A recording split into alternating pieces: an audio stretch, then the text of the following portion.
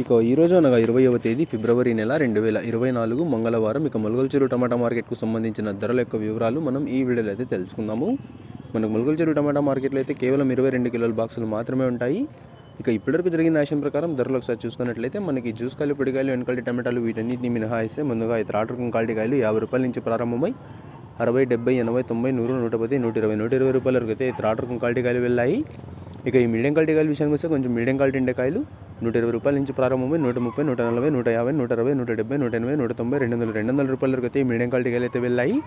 ఇక ఈ సెకండ్ రకం క్వాలిటీ కాయల విషయానికి వస్తే కొంచెం క్వాలిటీ ఉండే కాయలు 200 రూపాయల నుంచి ప్రారంభమై 220, 230, 240, 250, 270, 280, 290 రూపాయల వరకు అయితే ఈ సెకండ్ రకం క్వాలిటీ కాయలు వెళ్ళాయి. ఇక ఇప్పటివరకు జరిగిన నాశం ప్రకారం ములగల్చెరువు టమాటా మార్కెట్లో ఈ ఫస్ట్ రకం క్వాలిటీ కాయలు టాప్ అండ్ టాప్ చూసుకున్నట్లయితే మనకి ఇప్పటివరకు అయితే 300 రూపాయల నుంచి ప్రారంభమై 310, 320, 330, 340, 350, 370, 370 రూపాయల వరకు అయితే ఈ ఫస్ట్ రకం క్వాలిటీ కాయలు అయితే వెళ్ళాయి. 300 రూపాయల నుంచి ప్రారంభమై 370 రూపాయల వరకు అయితే ఈ ఫస్ట్ రకం క్వాలిటీలు, అలాగే సూపర్ ఫైన్ టాప్ క్వాలిటీలు అయితే వెళ్ళాయి.